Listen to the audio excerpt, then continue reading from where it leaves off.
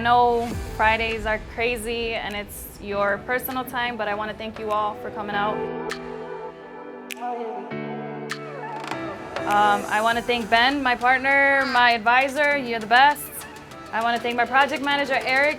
I want to say thank you to my family, my daughter who shows me the meaning of life, my brother who's my biggest pain in the butt, but I love him, my sister who is crazy, but she's my sister, my daughter's mini-me, helps me up in the plumbing side, restoration side. I was born and raised in Logan Square, so I'm giving back to my community. This is for everyone who's helped me out.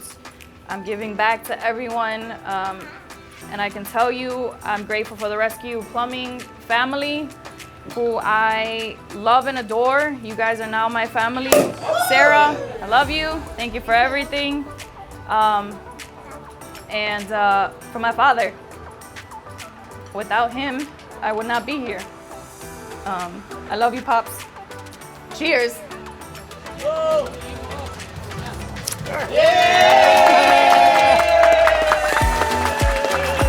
We're open. Officially open.